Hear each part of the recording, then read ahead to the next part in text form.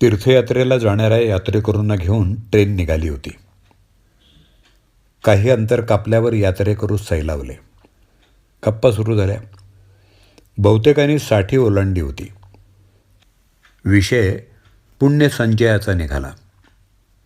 अत्यंत उंची कपडे घातलेला गृहस्थ खिडकीजवळ बसला होता. बाहेर दिसणाऱ्या समुद्राकडे बोट दाखवून तो म्हणाला, तो समुद्र पाहिलात? माझं पुण्य त्याच्या एवढं आहे. आम्ही जमीनदार.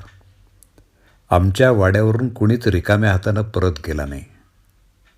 सगळा गाव आम्हाला दानवीर म्हणून ओळखतो. दान हीच आमच्या घराण्याची ओळख आहे. त्याच्यासमोर साध्या कपड्यातला एक दुसरा गृहस्थ बसला होता. जमीनदारानं त्याला विचारलं, तुम्ही काय करता? मी शिक्षक होतो. निवृत्त झालो. शिक्षक? जमीनदाराच्या शब्दात उपहास होता. म्हणजे 6 तास काम करायचं आणि महिन्याला पगार मोजून घ्यायचा.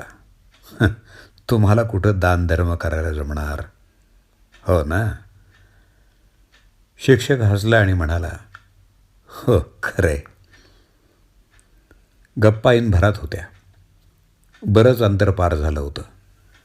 तेवढ्यात ट्रेन अचानक थांबली. 20 किलोमीटर पुढं असलेल्या गावात तुफान दंगल सुरू होती. रेल्वेचे रूळ उखडण्याचा प्रयत्न झाला. त्या दिवशी तरी ट्रेन पुढं सरकणार नाही अशी माहिती गार्डनं दिली. त्या कमालीच्या छोट्या गावात राहायचं कुठं? ना लॉज ना धर्मशाळा. जमीनदार साहेब त्रागा करू लागले. स्टेशन मास्तर मात्र भला माणूस होता.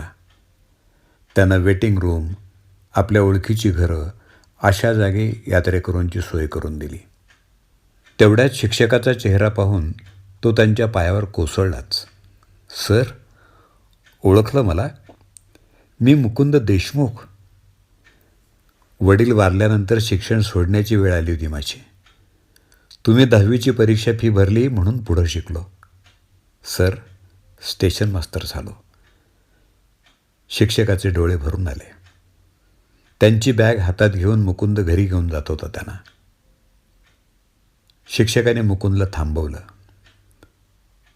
1 मिनिटात आलोच.